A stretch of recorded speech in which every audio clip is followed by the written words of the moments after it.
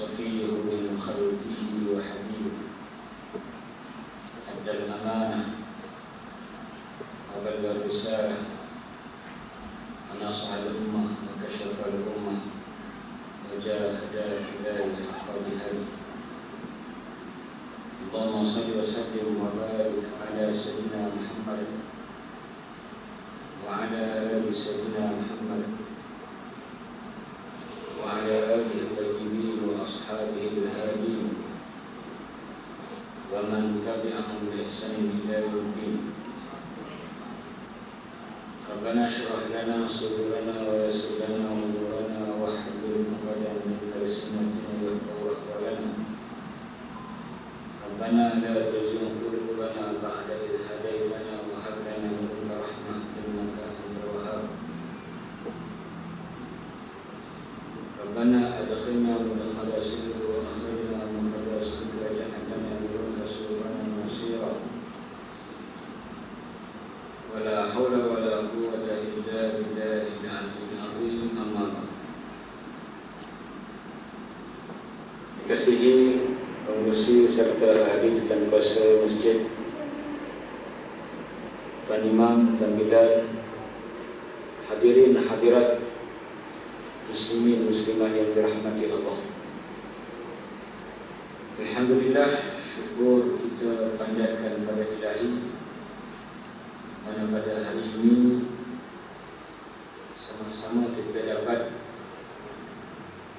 berada di rumah Allah Ta'ala ini. Mudah-mudahan Allah memberkati, merahmati dan melindungi kita insyaAllah. Sebuah hadis daripada Buraidah bin Husayb radhiyallahu anhu, di mana sahabat Nabi Buraidah ini masuk Islam sebelum perang Badar Al-Kubra. Setelah masuk Islam, beliau menyertai peperangan yang disertai oleh baginda Nabi SAW.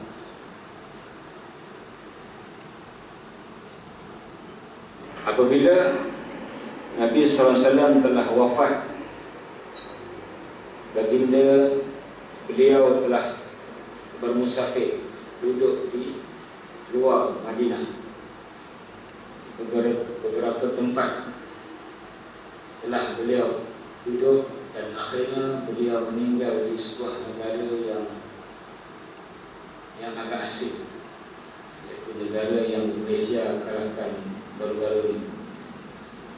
Negara apa?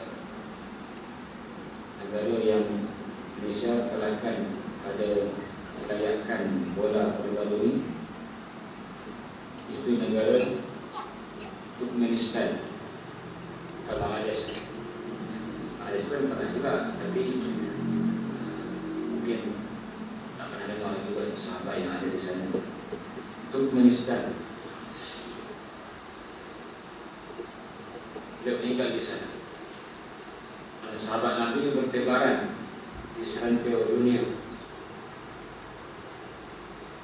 di Mesir, Amr bin As, Turkmenistan dan sebagainya. Saat bin Abi Waqqas di sini itu ada khilaf tentang adakah benar ataupun tidak kuburnya di sana. Satu hari da'a Bilal, Nabi SAW memanggil Bilal. Ini cerita daripada Buraidah. Dia berkata, beliau menceritakan satu hari, satu pagi, asbaha Rasulullah SAW fada'a Bilal. Nabi panggil Bilal pada waktu pagi. Bilal pun menghadap kepada baginda Nabi SAW. Bilal seorang sahabat yang terkenal berbanding Buraidah. Bila Buraidah menceritakan perkara ini, dan perkara ini dianggap mengejutkan ataupun sangat luar biasa, kerana Nabi SAW bertanya, "Ya Bilal, bima sabaqtani ilal jannah." Hai Bilal, bagaimana engkau boleh masuk syurga terlebih dahulu sebelum? Kalau kita belajar dalam kitab tauhid, orang yang pertama masuk syurga ialah baginda Nabi sallallahu alaihi wasallam. Karena ada hadis sahih, bila Nabi ketuk pintu syurga, lalu malaikat penjaga syurga, malaikat Ridwan, bukan Malik neraka, tanya, "Man, siapa Ustaz?" Kemudian dijawab, "Ana Muhammad, aku Muhammad." Lalu kata malaikat tadi, "Umirtu alla aftah qablaka ya Muhammad." Aku diperintahkan agar tidak membuka kepada mana-mana manusia ataupun jin untuk masuk ke syurga ini sebelum engkau masuk, wahai Muhammad. Jelas hadis ini menunjukkan bahawa Nabi adalah manusia pertama yang masuk ke syurga di akhirat kelak. Dan kalau kita lihat hadis tadi, Nabi tanya, "Bagaimana engkau masuk syurga dulu sebelum aku, wahai Bilal?" Seolah-olah ianya kontradik, seolah-olah ianya bertentangan atau bercanggahan. Jadi para ulama ada menyebut, ada berbincang dan juga menjawab zahir kedua-dua hadis ini, di mana dalam kitab Tuhfatul Ahwazi syarah kepada Sunan At-Tirmizi. Hadis ini diriwayatkan daripada Tirmizi dan juga perawi-perawi yang lain. Ada yang kata maksud bila masuk surga dulu ni adalah eskort Nabi. Eskort atau pengirim ni ada yang duduk depan, ada yang duduk sebelah, ada yang duduk belakang. Jadi eskort Nabi ni mungkin bila duduk depan. Itu satu jawapan. Adapun jawapan yang lain ada disebut dalam hadis. Selepas Nabi tanya, "Bagaimana kau masuk syurga dulu?" Nabi kata, "Ma dakhaltul jannah illa wa sami'tu khashkhashataka amami." Setiap kali aku masuk syurga, pasti aku akan mendengar bunyi tapak kasut engkau, wahai Bilal. Nabi sebut, "Ma sami'tu illa." Setiap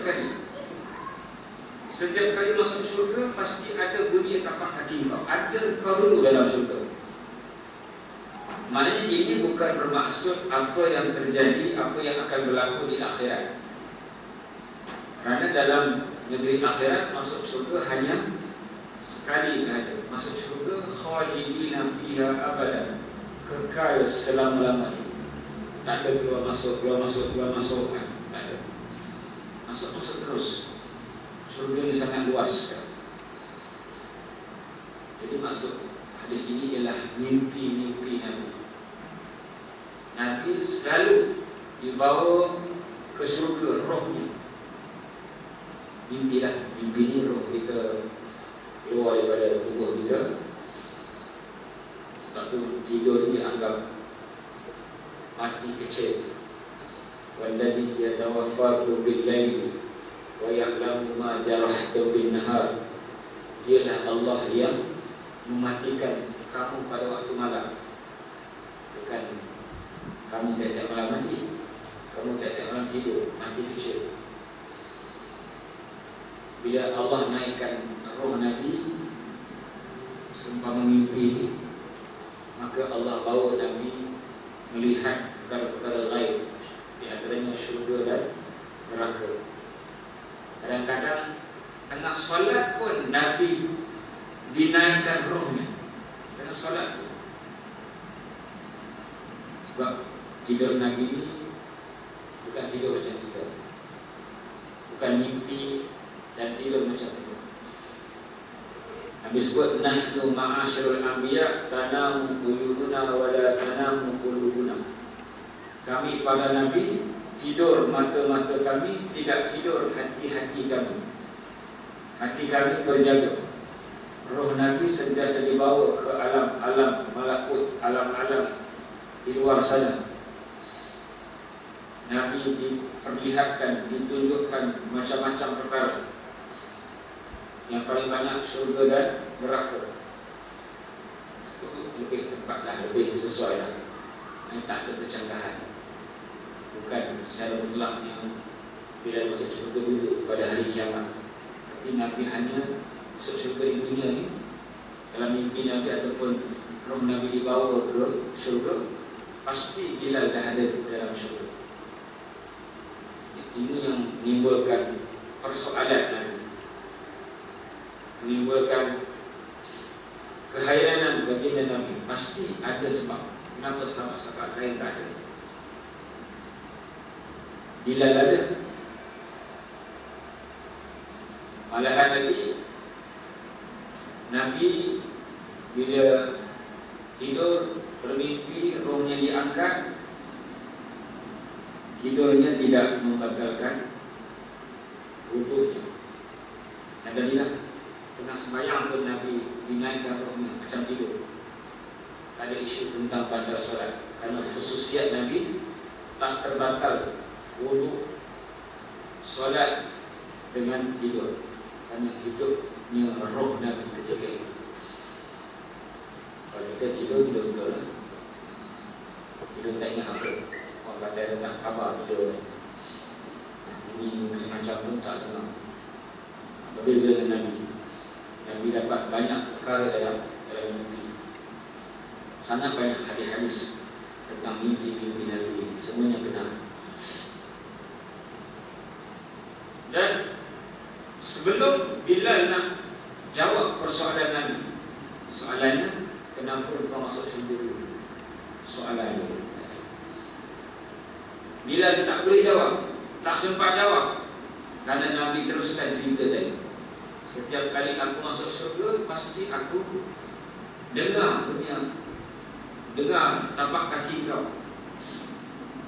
Termasuklah semalam kemarin, dakhaltul bariha, semalam pun aku masuk syurga. Dan keras Nabi masuk syurga, rohnya. Dan aku melihat ketika aku mimpi semalam, fara'aitu khasran murabba, aku melihat istana 4 segi, cube, berbentuk cube 4 segi, musyarraf bin zahab, istana yang dihiasi, yang diperbuat daripada emas. Istana besar, indah, cantik daripada emas. Nabi pun kagum melihat istana yang hebat ini. Nabi tanya kepada penduduk syurga. Nabi kata, qala liman hadzal qasr. Nabi tanya, siapa punya istana ini? Milik siapa istana ini? Nabi tak masuk, Nabi tengok. Lalu para ahli syurga menjawab, qalu, mereka menjawab, lirajulun min Arab, ini milik lelaki Arab. Jawapan yang umum, sebab lelaki ramai, orang Arab pun ramai. Siapa dia? Bukan jawapan yang tak betul, tapi jawapan yang tak tepat, yang tak sampai kepada maksud. Nabi tanya lagi, qala liman hadzal qasr, siapa punya istana ini? Lalu dia jawab, mereka jawab, ramai, qalu, ramai, ahli-ahli syurga. Mungkin di kalangan bidadari, mungkin di kalangan para malaikat penjaga syurga, mungkin di kalangan wildan, pelayan-pelayan syurga. Mereka menjawab, lirajulin min Quraisy. Kali kedua mereka menjawab, ini istana ini milik lelaki Quraisy. Pun tak sampai lagi. lelaki Arab Quraisy. Orang Quraisy ramai. Lalu tanya lagi kali ketiga, sebab jawapan tak clear. Ditanya kali ketiga, qala liman hadzal qasr, siapa punya istana ni? Qalu, mereka menjawab lagi kali ketiga, li rajulin min ummati Muhammad, ini adalah milik seorang lelaki di kalangan umat Muhammad. Pun masih lagi tak jelas berapa banyak kali Nabi tanya, sebab tak ada jawapan yang jelas. Kali ketiga dia jawab, lelaki daripada umat Muhammad. Nabi berkata, ana Muhammad, akulah Muhammad. Saya lupa tadi kan, bila dia kata ini milik lelaki Arab, Nabi kata, aku orang Arab, ana Arabi. Bila mereka kata ini milik lelaki Quraisy, Nabi kata, ana Quraisy, aku orang Quraisy. Mungkin Nabi rasa Nabi nak lah, dan siapa tak nak istana yang cantik ya. Nabi nak istana begitu. Sebab kita pun dituntut untuk mencintai akhirat. Yang kita dianggap sifat-sifat mazmumah ini terlampau berahi sangat dengan dunia. Tengok tu bagus, cantik, baru dapat kan bagus. Itu tak apa digalakkan, bukan dosa lah. Islam tak galakkan. Buktinya saya kata kenapa Islam tak galakkan kita excited sangat dengan dunia ni. Bukan tak boleh nak memiliki, bukan tak boleh nak seorang, tapi terlampau excited. Ini dalam cerita Qarun, bila mana Qarun show off, menunjukkan kemewahan dia. Dalam Quran sebut apa? Fakhraja ala qawmihi fi zinati. Qarun keluar dengan perhiasan-perhiasan yang mewah. Maka ada dua golongan. Yang pertama golongan yang dahsyat. Qala alladziina yuriduna al-hayata ad-dunya ya wailana ya laitana misla ma utiya Qarun. Orang-orang yang cintakan dunia, yang berkehendakkan dunia berkata, ya laitana misla ma utiya Qarun. Alangkah baik kami dapat macam Qarun dapat. Tapi yang bukanlah diharapkan, tapi tidak digalakkan, dicela. Sebab buktinya ayat selepas tu kata, qala alladziina utul ilma wailakum. Orang-orang alim ulama menegur orang yang terpana, terpegun dengan kekayaan Qarun. Dia kata, wailakum, celaka kamu. Sawabullahi khairun liman amana wa amila salihah. Pahala ganjaran akhirat lagi baik bagi orang yang beriman dan beramal soleh. Ini kita bukan salah nak memiliki dunia, tapi terlampau obses, terlampau terdapat terlampau seronok berlebihan. Kalau nampak Allah punya, ini dahsyat, punya apa, rumah dia, kayu dia, banyak habis orang yang cerita gitu kan. Maksudnya terlampau kagum dengan dunia ini tidak baik. Bila kita terlampau kagum dengan dunia, akhirat dia akan mendatang, jatuh. Dia tak ada orang yang berdua terlampau cinta dunia, terlampau cinta akhirat, tak ada. Ma ja'alallahu li rajulin min qalbayni fi jawfi. Satu hati Allah tak jadikan dua cinta, dunia atau akhirat. Dua cinta isteri, boleh. Itu dua cinta, tiga cinta, empat cinta, lima tak boleh. Dua cinta dunia akhirat, Allah kata, ma ja'alallah, Allah tak akan dia. Kalau cinta dunia, kalau cinta akhirat sangat, cinta dunia sikit itu ada. Tapi kalau dua-dua tu naik sama rata, tak mungkin. Orang yang terlampau cinta akhirat, dunia dia kurang. Orang yang cinta dunia lebih, akhirat dia kurang. Tak ada kurang. Dia takkan dulu aku dicinta dunia akhirat sama, aku dulu memang tak ada. Itu dia mulut je lah, hakikatnya berbeza. Sebab tu kita tidak digalakkan terlampau excited, teruja sangat nampak dulu. Kerana kita hanya subhanallah, masya-Allah. Itulah yang kita diajar. Subhanallah, masya-Allah. Itu dia tak dahsyat. Power ini kayu ke. Itu macam orang yang obses, orang yang teruja dengan kekayaan perut, tapi ditegur oleh alim ulama, wailakum. Disebut ditegur dalam Quran, Allah cerita balik menunjukkan percuma hidup. Jadi yang Nabi teruja ni ialah istana akhirat, istana syurga. Yang tu tak kita teruja.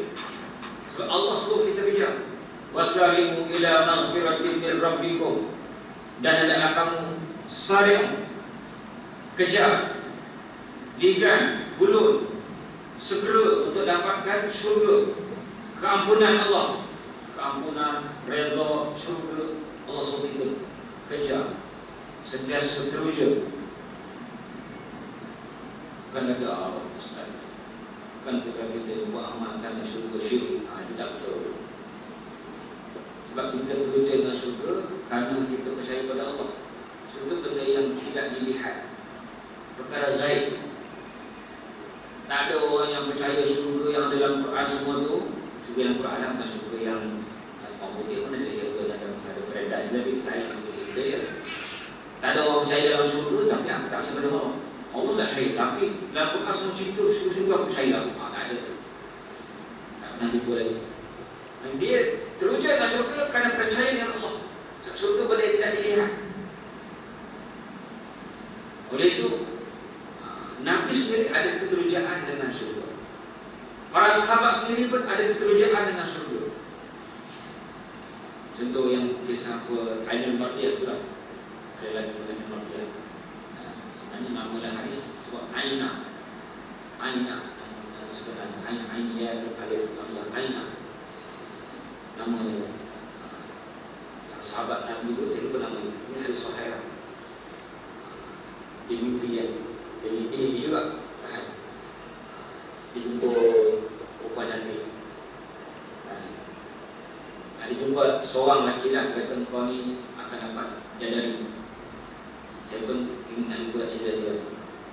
Misalnya lagu Ainul Martiyah, kalau nasyid siapa Kanesi kan, Ainul Martiyah, cobalah ucapan dia pun boleh kan, tak sedap boleh. Nama sebenarnya Aina. Itu pun dia teruja. Dia mimpi dia jumpa kau ni dapat belajar. Dia jumpa lah sebelah wanita. Oh ni ikut cantik. Semuanya cantik. Dia sekolah di ciri dia. Kata tak, kami bukan bidadari yang akan kahwin dengan kau. Kami hanya orang tua. Hanya orang tua istana. Depan lagi. Pergi depan. Lagi cantik. Sebab dia ciri dia. Adakah di kalangan cik-cik yang menjadi isteri saya yang digambarkan oleh orang lepas kali tadi? Bukan, kami hanya pelayan-pelayan. Tadi orang luar pelayan-pelayan. 3-4 lapis, banyak lapis. Bukan, makin cantik. Last kali kau jumpa yang betul. Yang depan dah cantik kan? Tak ada di dunia. Yang pelapang ni yang dia punya bidadari yang last kali. Itu yang dia nak pegang dia. Dia kata belum lagi, kau belum mati lagi. Kalau nak aku memang betul tunang kau ada cerita panjang. Ada cerita panjang. Satu muka lebih. Sebab dia banyak, dia punya apa, perempuan banyak. Muka lagi cantik. Tapi jumpa kata nak pegang aku, kau kena mati dulu. Itu dia bangun tu terus. Masa tengah perang sahabat Nabi. Sahabat tu tadi, sahabat biasa. Dia lupa nama dia. Terus berjihad, mati syahid. Itulah cerita Ainul Martiyah. Maksud saya nak sebut sikit, tekankan bahawa ada orang kata, saya pernah dulu dengan Ustaz cerita syurga ni syirik kan. Kami nak Allah Ta'ala. Itu sembang atas kertas boleh dah. Sembang mulut boleh dah. Tak betul. Sebab kalau benda itu syirik, syurga ni syirik, mari kita beramalkan syurga syirik. Mari kan Allah ni. Kita punya musta syurga syirik tak boleh. Musta kita hanya kerana redha Allah saja. Tak betul. Memang kita sembah Allah saja, tapi kita teruja nak beramal kerana kita dengar syurga, pahala, tak ada masalah. Sebab benda itu benda gaib. Allah cerita. Teruja dengan syurga, kita percaya percaya pada Allah maksudnya. Teruja dengan pahala dibesarkan semacam perbalakan di kulli sya'in sufin hasan.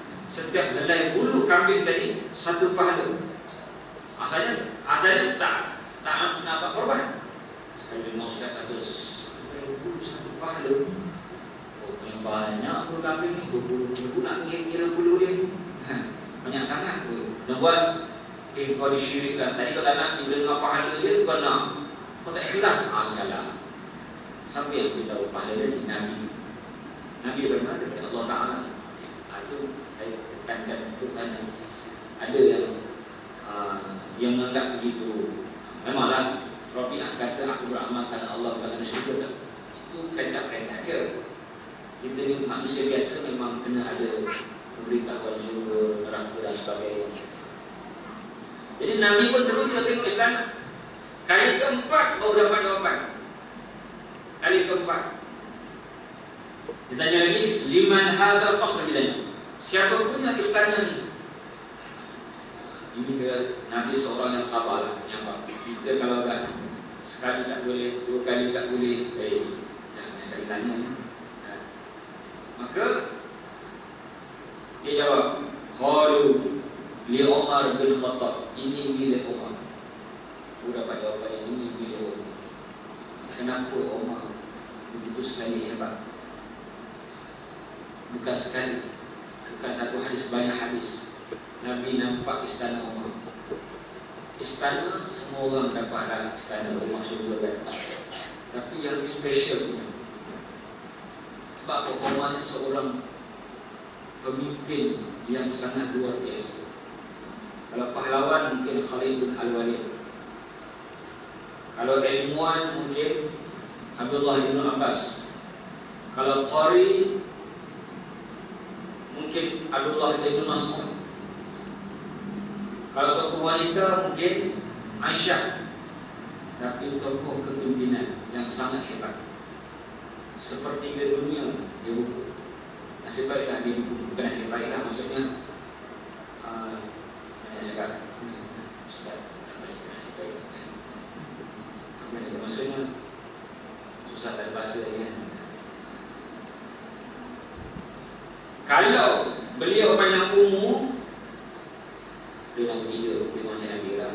Nabi nombor 3, lebih kurang lah, 60 lebih lah, 63, 60 something. Sebab dibunuh oleh Abu Lu'lu. Mungkin lebih banyak lagi negara-negara yang berkuasa. Dia sangat cepat, 10 tahun lebih. Osman 12 tahun, 11 tahun lebih. Abu Bakar 2 tahun lebih. Ali tak tahu lebih berapa. Semuanya 29 tahun. 29 tahun 6 bulan. Nabi kata khilafah 30 sana. Khalifah yang sebenar 30 tahun. Kalau campur-campur 4 tadi, 29 tahun 4 bulan, 6 bulan. Tapi 6 bulan lagi siapa? 6 bulan lagi ialah pemerintahan Hasan memang 6 bulan. Yang disebut al-khilafah 30. Khilafah yang betul 30. Yang lepas tu semuanya rutudah, semuanya masalah. Dan permasalahan, ada masalah kepimpinan dan pemerintah. Jadi, tapi yang paling ketara, yang paling cepat membiak negara Islam, Umar 10 tahun. Negara Islam seperti itu dibayangkan. Kos-kos besar semua turun. Semua takut. Tapi lihat kepimpinan, duduk bawah rumah dia tidur. Malam-malam duduk kat masjid sembahyang. Duta Zabadian datang masjid, check in kat masjid, tengok ada orang menangis. Satu Umar merintih menangis di tengah malam. Siang-siang cari juga, tidur juga, bukan kaki tidur. Waktu dia tengah tidur kan, nap, kalulah kan. Sebelum subuh tidur kat bawah rumah, tak ada siapa pun jaga. Pemimpin zaman dulu, macam sekarang kan lah. Tengoklah cerita zaman dulu, istana tu punya banyak ratusan, ribuan tentera, balang, panglima semua dia. Yang ni Umar paling besar kuasa masa tu, tak ada seorang pun jaga. Duduk tidur bawah dekat tanah tu. Nampak hebat. Itu dari segi hebat, dari segi kepimpinannya, dari segi kata karomahnya. Tengah-tengah khutbah, Dia nampak tentera yang berada di ribuan kilometer. Ya Sariyah Al-Jabal, Ya Sariyah Al-Jabal, hai tentera pergi ke gunung, hai tentera pergi ke gunung. Tentera itu tengah lari dia bermusuh. Lari, tak tempat. Umar nampak dekat gunung itu ada tempat selamat. Ada tempat selamat untuk tentera Islam tadi yang sedang dikejar oleh tentera musuh. Punya jauh ribuan kilometer boleh nampak. Allah berikan visual macam kita lah tengok apa. Tengok live begitulah. 1000 kilometer live. Dia dunia kat kota. Sampai di kota berapa? Lebih lah 1000 lah. Tak ingat. Paling jauh lah. Kalau Malaysia pun, kalau Bangkok pun dah. Bangkok berapa? KL. Ingat. 100 kali Bangkok. Sampai Bangkok jauh. Tak dia. Kota lagi jauh. Jauh, 1000 kilometer. Nampak di situ sikit-sikit. Orang kata pergi ke gunung. Tempat ni tempat. Tengah khutbah tu, bukan tengah rehat-rehat. Tengah khutbah. Ini sangat luar biasa. Sangat luar biasa. Dengan sungai pun dia boleh berinteraksi. Dengan bumi berinteraksi, dengan sungai berinteraksi. Bila berlaku ke bumi, dia kata, ya ardu inni adil fa'illam akun adil fala ubadi. Hei bumi, sesungguhnya aku adil, kalau aku tak adil sudah tidak. Terus bumi senyap, tak bergerak. Kalau zaman sekarang pemimpin berlaku ke bumi, keluar rumah, hei bumi, aku adil. Bumi kata masuk dalam dulu. So, cerita dalam yang polis dah cakapnya dalam program kita cerita lain. Hebat orang boleh cakap bumi berinteraksi. Terus dia berinteraksi dengan sungai Nil. Bila Amr bin As buka sungai Nil, buka Mesir, takluk Mesir tahun 14 Hijrah, masalah air sebenarnya tak ada. Sebabnya setiap tahun dia orang akan campak perempuan. Setiap tahun dia orang menasib campak perempuan, dikorbankan, air naik. Tapi takkan Islam nak ikut tradisi Mesir kuno. Jadi Amr pun paling kepada kita nak air tak ada lagi. Takkan nak ikut perangai lama jahiliah. Dia pilih kat Umar. Nama Umar tak tahu siapa. Umar tulis surat dekat sungai Nil. Ya Nahar Nil, in kunta tatla' min indillah fatla' wa in kunta tatla' min indika fala hajata lana ilaika. Hai sungai Nil, kalau kau mengalir, Allah yang bagi mengalir. Tak perlu nak apa-apa. Kalau kau kata kau yang mengalirkan sendiri, kami tak percaya, kami tak perlukan kau. Terus mengalir. Ya, kertas surat ini dicampakkan sungai itu mengalir. Apa rahsia tadi? Takwa Umar tadi. Malam dia kata takkan sia-siakan malam dengan dunia. Penuh dengan ibadah, menangis beritik di masjid. Di mana pemimpin sekarang? Salat jemaah pun tak ada. Bukan sembahyang malam, salat jemaah pun tak ada. Umar tak pernah pergi sembahyang jemaah menjadi imam. Itu rahsia dia. Kita ni dari segi logik lah. Kita tuan berfikir. Kalau kita pemimpin kampung pun, kita pergi setiap hari rumah. Sebulan cukup rumah? Cukup tak? Tak cukup. Rumah satu kampung, satu zaman, 1000 rumah.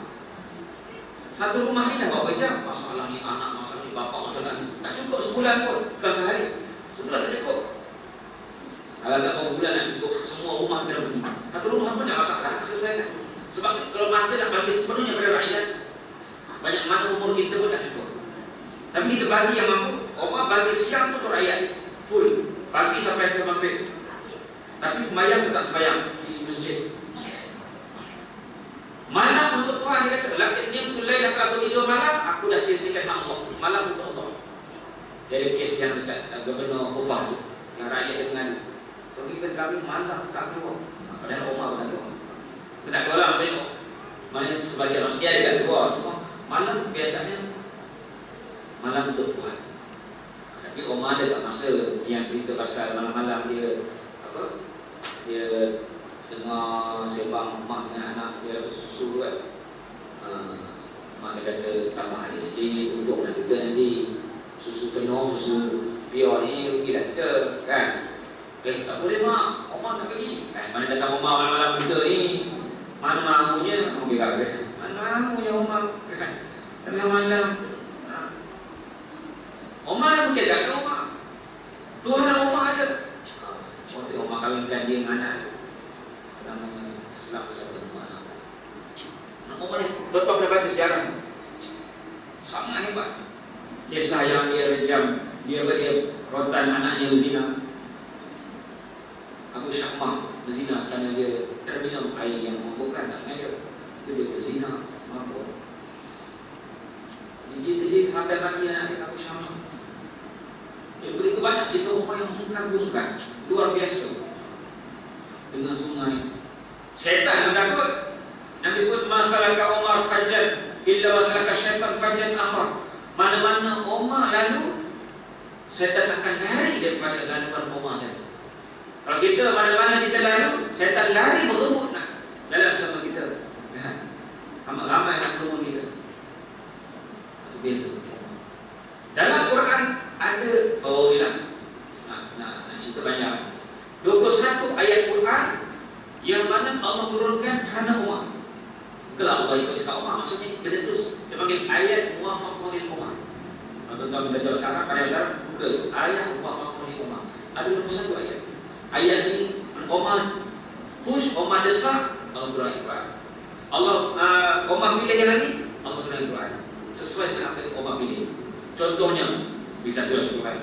Contohnya ayat Abu Bakar surah Taubah. Berlaku khilaf di antara Umar dan Abu Bakar terhadap nasib mayat Abdullah bin Ubay bin Salul. Satu orang munafik. Mana nak kubur? Kuburan Islam ke kuburan orang kafir? Orang kata tak apalah, kesian kat dia. Dia ni memang munafik tapi nampak Islam. Kita kuburkan dekat kuburan Islam. Umar kata tidak. Dia adalah salah seorang daripada yang telah diisytihad kafir oleh Allah. Dia 12 orang. Di ummati isna asyara munafiqan, ada 12 orang munafik yang tidak akan masuk syurga kerana mereka dah kafir. Maka Allah turun ayat sebelah itu. Ayat apa muka surah Taubah. Dia baca buka tafsir. Tafsir ini tak ada lagu, tafsir yang banyak sikit lah. Yang ada sebab nuzul dan sebagainya. Azan. Saya sambung sikit bahasa.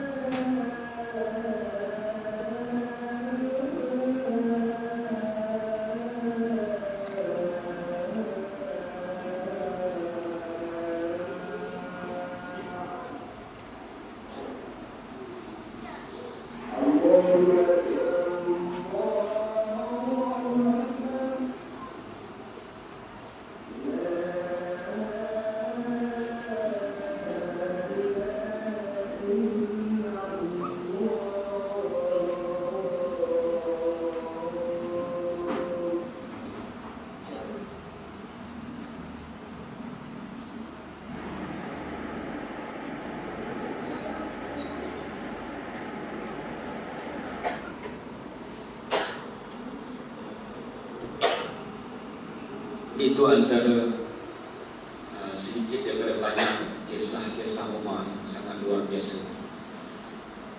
Ada satu kelas yang sebelum kita ada yang kita sama hari sikit lagi. Satu cerita pasal Umar. Hebat kepimpinan beliau. Satu ketika beliau nak umumkan seorang gubernur baru kerana kematian gubernur yang lama. Saya tak ingat Kufah teman cepat berlahiran. Jadi bila nak umum tu dia ada nama lah dekat tangan dia kan. Nama bakal gubernur tadi. Dia sendiri yang umum. Kita cerita pasal lima hadis. Dia sendiri yang terima kunci dia. Bawah Umar juga. Memang banyak cerita pasal Umar. Terima hadis dan sebagainya. Itu pun ada cerita juga. Bila dia nak umum tadi, dia datang seorang lelaki. Kata, wahai Umar, aku nak beritahu, aku dah orang yang paling layak di sini. Kerana disebutlah bla-bla-bla. Maka Umar kata, aku memang nak lantik kau, kerana aku nampak kau layak. Tapi bila engkau minta jawatan itu kepada aku sekarang ni, aku dah berubah. Kerana aku ingat dan pegang apa yang Nabi sebut. Nabi kata, inna lan walli ahadan sa'alah au harasa. Hadis Sahih Bukhari. Kami tidak melantik orang yang meminta dan tamak kepada jabatan. Ini Nabi sebut hadis. Dia pegang. Jadi aku tak akan melantik kau. Nampak kau tamak, nampak kau minta, jadi aku pilih orang lain. Dalam buku tajuknya, kalaulah sabar seminggu. Kalau sabar sekejap, confirm dia dapat. Memang nama dia pun. Dan dia tak sabar, melobi pula dengan Umar, sedap orang lah. Ini begitu banyak cerita-cerita yang luar biasa. Karomah, kemuliaan dan macam-macam lagi. Jadi kita sambung pada hadis tadi. Bila dah habis cerita pasal istana Umar yang Nabi lihat, barulah Bilal jawab soalan tadi. Soalan kenapa Bilal masuk surga dulu? Saya ringkaskanlah. Ada 3 jawapan, 3 amalan yang Bilal beritahu kepada Nabi. Yang pertama, Bilal kata, ma azantu illa sallaitu raka'atain. Setiap kali azan aku akan sembahyang 2 rakaat. Solat sunat qabliyah tak pernah Bilal tinggal. Setiap kali azan, termasuklah Jumaat. Yang kedua, amalan Bilal sehingga sentiasa Nabi nampak Bilal dalam surga sebelum Nabi masuk, ma asabani hadasun illa tawadda'tu indaha. Setiap kali aku berhadas, pasti aku akan berwudu. Berhadas setiap kali berwudu, setiap kali berhadas. Bukan berhadas setiap kali berwudu. Itu penyakit tu. Wudunya hadas, wudunya hadas. Hadas dia wudu, hadas dia wudu. Tak terbuat waktu sembahyang. Dan yang ketiga, walillahi alayya rak'atain indah al-qamar. Dan setiap kali aku berwudu, aku akan solat sunat 2 rakaat. Ini 3 amalan Bilal sehingga Nabi sering, sentiasa, tak pernah tak nampak dalam surga. Bayangkan Nabi mimpi itu bukan sekali. Nabi mimpi sentiasa. Tapi Nabi kata setiap kali aku masuk surga, pasti aku akan dengar bunyi tapak kaki kau. Bilal dah ada dalam surga. Bukan sekali, bukan berkali-kali. Sepanjang mimpi Nabi, sentiasa Nabi mimpi ke surga. Waktu itulah Nabi nampak, Nabi dapat Bilal dah ada. Ini 3. Sunat qabliyah sebelum solat fardu. Yang kedua, berwudu setiap kali berhadas. Dan yang ketiga, solat sunat wudu setiap kali berwudu. Jadi mudah-mudahan dengan sedikit perkongsian hadis yang sahih dan kita sedang Tirmizi dapat memberikan kita kekuatan, semangat untuk kita beramal insya-Allah. Macam biasa tuan-tuan minat nak belajar ilmu secara mendalam, mana kita dalam kelas lain lebih daripada apa yang dalam masjid dan surau. Dalam masjid surau saya bawa kepala saya je lah. Apa yang saya ingat maksudnya, bukan bawa kepala ustaz, bawa kepala sombong saya. Bawa apa saya ingat, betul-betul ustaz. Maksudnya yang saya ingat, kalau dalam kelas kita akan banyak rujukan. Jadi Salihin saya ada banyak rujukan, Jawab Tauhid pun saya ada banyak rujukan. Maksudnya kita akan sebab kalau majlis surau ada kawan saya bawa 3-4 kitab nak majlis surau juga tak perlu lah, sebab kita pun umum kan. Baca kitab tapi syarah tu umum. Tak perlu sangat. Sebab kita nak selesa sesuaikan budak-budak, orang tua sebagainya kan. Jadi kitab kita memang secara terperinci lah. Hadis dengan syarah-syarah para ulama. Fiqh pun syarah-syarah para ulama. Pak saya Alhamdulillah Allah rezeki dia ada 15 rak kitab yang saya beli sejak tahun 2000. Sekarang 2020. Tapi sekarang dah kurang dia. Baru ni pun beli 500 ya. Selalu lihat 2000 permintaan pemilihan program itu.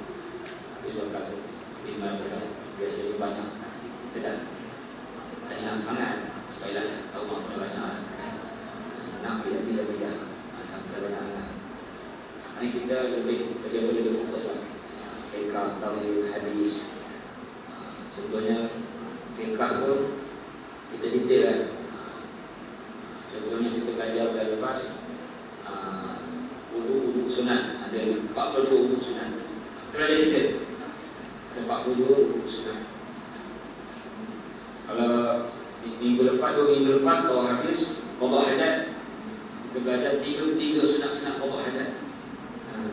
Dan kita sebab kita cari kupasan syarah-syarah ulama yang mendalam. Tapi tak perlu bimbang walaupun dia mendalam, tapi kita tulis supaya orang mudah. Benda-benda yang betul tulis nota.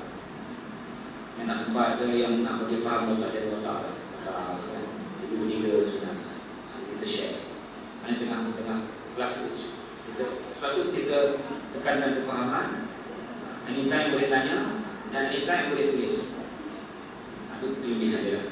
Kita ada 11 kitab setiap bulan. Jadi siapa berminat, biasalah saya nombor telefon. Yang berminat nak tanya pun boleh, tak kisah. Masalah boleh tanya. Jadi nombor kelas saya, nombor yang saya pegang, nombor kelas 03 35 33 28. Ataupun nak tanya pasal haji umrah pun boleh. InsyaAllah rezeki tahun ini kita juga kita datang kita pergi insyaAllah. Tahun ini kita tengah tunggu haji Froda tunggu. Berdoa lah naik nama saya. Baca kata haji swasta. Jadi siapa yang berminat nak pergi haji umrah setiap tahun boleh ambil nombor yang sama. Tahun ini dah sudah insyaAllah kita umrah dan bermalam di Taif semalam. Sebenarnya kitab ke nak sebelah kata tu nak lihat itu orang boleh. Tapi nombor 03 35 33 28 03 35 33 28. Allah alam. Alhamdulillah wassalatu Bismillahirrahmanirrahim. Alhamdulillah wassalatu ala sayyidina wa ala alihi washabbihi ajma'in. Allahumma inna nas'aluka al-huda wa tuqa wa al-'afafa wa al-ghina. Kama zalamna anfusana wa lam taghfir lana wa tarhamna khasirin. Allahumma fa'alna fi din wa 'allimna min ta'wil wa hdina ila siratal mustaqim. Allahumma fa'alna mimma 'allamtana wa